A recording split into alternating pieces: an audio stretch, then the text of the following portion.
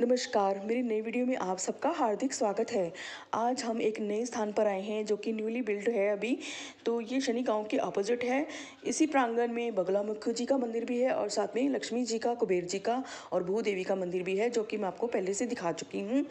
तो ये जो मंदिर है ये जाना जाता है हारे का सहारा श्याम बाबा। तो हारे के सहारा के नाम से जो जाने जाते हैं वो खाटू श्याम मंदिर है। आइए इस मंदिर के अंदर चलते हैं। और इसका जो इतिहास है वो बताया जाता है कि जब महाभारत का युद्ध चल रहा था तो उस समय में भीम है, भीम जो मुख्य पांडव है, पांडवों के बीच में एक उनका मंझला तीसरा भाई है, उनका जो पुत्र था वो था घटोत्कच और उनके आगे बेटे हुए हैं बर्बरीक।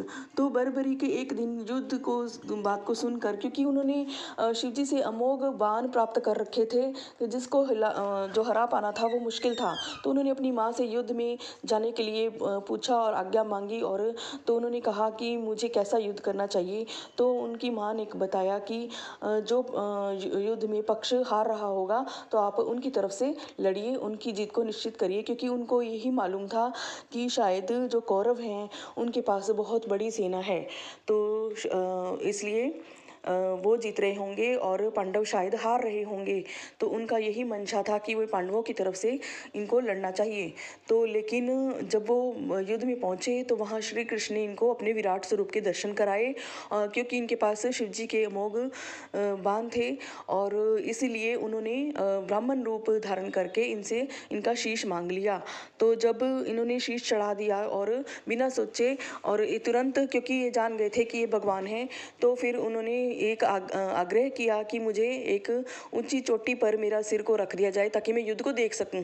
तो जब युद्ध उन्होंने वैसा ही किया, उसको स्थापित कर दिया। तो जब युद्ध समाप्त हुआ तो पांडव आपस में बहस करने लगे कि किसने ज़्यादा श्रेष्ठता दिखाई, किसने महानता दिखाई, युद्ध को किसने जीता। तो फिर कृष्ण ने कहा आइए चलते हैं, तो बर्बरीक से पूछ लेते हैं। तो क्योंकि वो साक्षी है तो उन्होंने कहा कि मैंने सिर्फ माधव आपके ही जो सुदर्शन चक्र को और माँ दुर्गा भगवती की जो कि वो काली रूप में थी और उनको खून को, रक्त को पान कर रही थी, उनको ही मैंने सिर्फ देखा है और युद्ध में मुझे कोई भी दिखाई नहीं दे रहा था।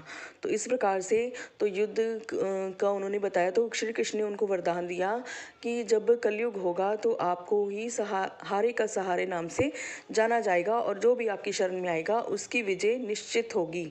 तो इस प्रकार से तो खाटू श्याम का जो है दरबार लगता है जहाँ पर भी, तो भक्तों की बहुत भारी भीड़ होती है। तो ये कलयुग के देवता कहे गए हैं। तो क्योंकि ये हमारे इतिहास से ही चुनी हुई जो मतलब कि एक साक्ष्य है एक तरह से, तो वो हमें देखने को मिलते हैं और बहुत कुछ सीखने को मिलता है। तो इसलिए हमें अपनी जो परंपराएं हैं उनसे जुड़े रहना चाहिए और मंदिरों के दर्शन अवश्य करने चाहिए। तो कैसा लगा मेरा वीडियो आप ज़रूर बताएं। और यहाँ पर श्याम बाबा की आरती भी बताई गई है और साथ में जो ज़्यादातर यहाँ पर जो मेल मतलब दिन होता है वो ज़्यादातर शनिवार को ही भीड़ ज़्यादा होती है।